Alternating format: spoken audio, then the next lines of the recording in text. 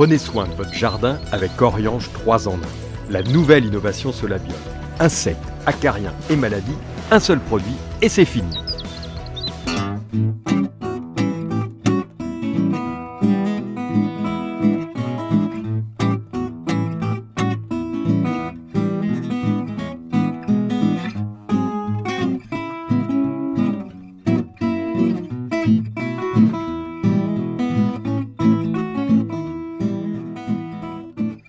Bonsoir chers amis, je sais que vous aimez les plantes, le jardin, le jardinage, la botanique, la nature, et vous êtes au bon endroit puisque vous êtes sur News Jardin TV, la chaîne qui partage à 100% toutes nos passions. Et j'ai le grand plaisir de vous accueillir ce soir pour le 131e numéro de notre émission journalière, Le Quotidien du Jardin. Cette émission vous est laissée à disponibilité complète et ceci gratuitement pendant 24 heures, mais ensuite, si vous voulez accéder à toute la collection, quand bon vous chante, eh bien, il faut devenir membre de News Jardin TV, le club, et contribuer un petit peu ainsi à la pérennité de notre chaîne. Le principe de notre émission, c'est que je réponde chaque soir à l'une de vos très nombreuses questions. Vous pouvez les poser comme vous le désirez. Il y a bien sûr le site internet www.newsjardintv.com sur lequel vous allez retrouver toutes nos vidéos bien classées selon des catégories précises, et puis pas mal d'articles et de photos. Et là, en haut à droite de la page d'accueil, il y a une mention « Contact ». Vous cliquez là-dessus, et là, vous pouvez nous écrire. Bien évidemment, il est extrêmement simple de poster un commentaire et donc une question sur l'une des quelques 1300, un petit peu plus même, vidéos que nous laissons à votre disposition en permanence sur la chaîne YouTube de News Jardin TV. Et puis, n'hésitez surtout pas à accompagner vos questions de photos lorsque le problème est particulier. Une maladie à soigner, une plante à identifier. Et pour cela, il nous faut absolument un mail, contact@newsjardintv.com et donnez-nous le maximum de détails dans votre courrier pour que l'on puisse procéder à un diagnostic aussi fiable que possible. J'ai l'habitude maintenant chaque soir de remercier ma petite femme Nicole, ma petite jardinière, parce que regardez le décor qu'elle nous fait au niveau du végétal, on a l'impression d'être déjà au printemps, elle entretient tout cela extrêmement soigneusement et puis elle est derrière la caméra et non seulement elle nous fait toutes les images de l'émission, mais elle participe avec moi au choix des questions. Et pour ce soir, nous avons choisi une double question de deux personnes différentes, David et Alex, parce que cela concerne le même type de plante que vous adorez d'ailleurs, les agrumes. Le premier nous dit « J'ai apprécié votre récente émission sur les agrumes rustiques et frileux. Mais vous n'avez pas mentionné le citronnier kaffir. Je sais qu'il vous est impossible d'être exhaustif, mais pouvez-vous nous en dire plus sur cette espèce ?» Et Alex nous a demandé « Que diriez-vous du chikiwaza ?» Eh bien, comme nos amis internautes l'évoquent dans leurs questions, il n'est pas possible, évidemment, dans le cadre d'une émission, de parler de façon exhaustive de chaque sujet, bien que j'essaye quand même de vous apporter un maximum d'informations à chaque fois. Et cette réflexion s'applique tout particulièrement aux agrumes qui ont la faculté de s'hybrider les uns avec les autres et de former parfois des cultivars locaux très particuliers, et il y en a des centaines et des centaines. Commençons par la première, cette plante que l'on nomme de façon assez grossière, et d'ailleurs qu'il faut totalement éviter, citronnier kaffir, est plus couramment désigné sous le nom de combava. Alors en réalité, il ne s'agit pas d'une variété d'agrumes, mais d'une espèce. C'est Citrus hystrix, une plante qui a été décrite et nommée en 1813 par le célèbre botaniste suisse Augustin Pyramus de Candolle. Ce botaniste avait voulu réaliser au cours de sa vie une tâche totalement insurmontable, à savoir rédiger la description de toutes les espèces de plantes qui étaient connues à l'époque. Le nom combava évoque l'origine géographique de la plante, parce que sur les vieilles cartes marines, on dénommait Combava l'île indonésienne de Sumbawa, qui est située à l'est de Bali, dans l'archipel des Moluques.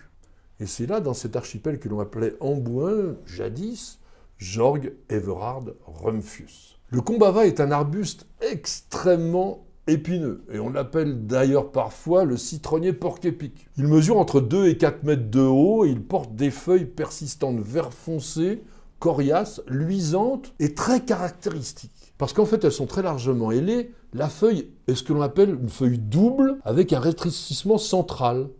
Et alors surtout, elle a une odeur extraordinairement délicate qui rappelle un petit peu celle de la verveine officinale, mais qui est délicieuse. Sous un climat tropical, la plante fleurit quasiment toute l'année. Elle porte des petites fleurs blanc rosé, très parfumées, comme celles de tous les agrumes. En revanche, sous nos régions, la floraison elle est plutôt concentrée au printemps. Et on a parfois, lorsqu'il fait chaud, une petite remontée en fin d'été. Les fruits sont piriformes, c'est-à-dire qu'ils ressemblent un peu à des petites poires de 3 à 4 cm de diamètre.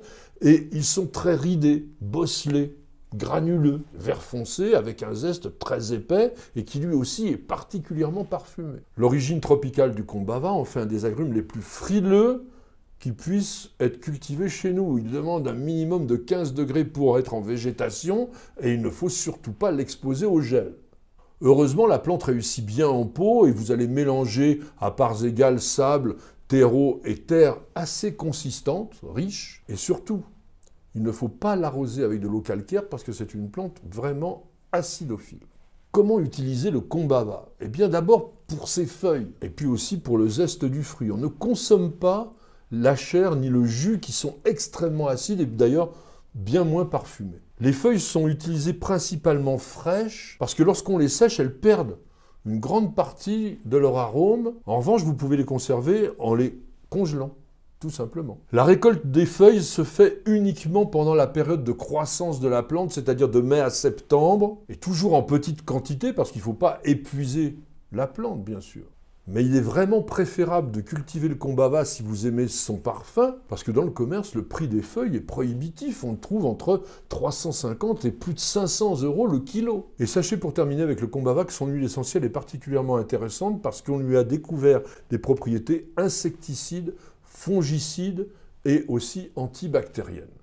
Venons-en maintenant au shikuwasa. C'est le nom qu'on lui donne sur son île d'origine, Okinawa, qui se situe dans l'archipel des Ryukyu au Japon. Et c'est une sorte de mandarinier, en langage botanique Citrus deliciosa, qui a été nommé en 1840 par un botaniste napolitain qui s'appelait Michele Tenore. Alors on trouve parfois le shikuwasa sous le nom botanique invalide de Citrus depressa. Pourquoi ce nom bizarre étymologiquement shikuwasa? Ça veut dire qui donne de l'acidité. Parce que son jus, qui est à la fois acide et délicat, est utilisé comme condiment ou pour mélanger dans certaines sauces en Asie du Sud-Est. Et en français, le terme shikuwasa va désigner aussi bien la plante que le fruit. La plante a émigré jusqu'à l'île de Taïwan, où on l'appelle le citron plat ou la mandarine des montagnes. Cet agrume forme un arbrisseau de 3 à 5 mètres de haut et qui en avril porte des fleurs blanches parfumées d'environ 3 cm de diamètre. Quant aux fruits, ils ressemblent à des mandarines, mais les deux pôles sont aplatis. Le fruit fait quoi?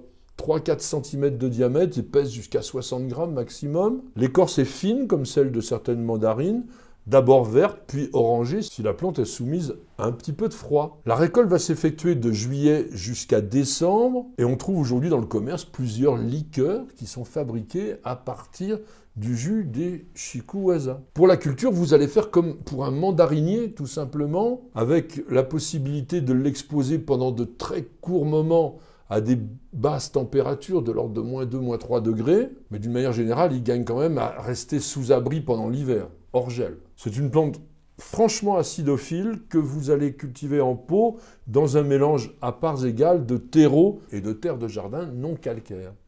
Merci à tous et à chacun de nous avoir suivis. J'espère que l'évocation de ces deux agrumes, qui sont moins connus évidemment que les citronniers, vous aura intéressé. Et n'hésitez surtout pas à accueillir un agrume si vous avez la chance d'avoir une pièce claire et fraîche. Vous les garderez sans aucun problème et on les sort bien sûr à partir de la belle saison. Grâce à vos questions et bien sûr un peu à mes réponses, nous réalisons ensemble de jour en jour une véritable encyclopédie du jardin et du jardinage. Mais bien entendu, pour avoir accès à l'ensemble de cette collection, il faut une petite contribution et devenir membre de News Jardin TV Le Club. C'est extrêmement facile. Vous avez sur la page d'accueil de notre chaîne YouTube, en haut à droite, une petite fenêtre « Rejoindre ». Eh bien, vous cliquez dessus et ensuite, Google va vous expliquer toutes les modalités pour nous rejoindre, tout simplement. Madame, monsieur, je vous souhaite de passer une excellente soirée et je vous donne rendez-vous dès demain pour un nouveau numéro de notre émission journalière Le Quotidien du Jardin. C'est sur News Jardin TV et nulle part ailleurs.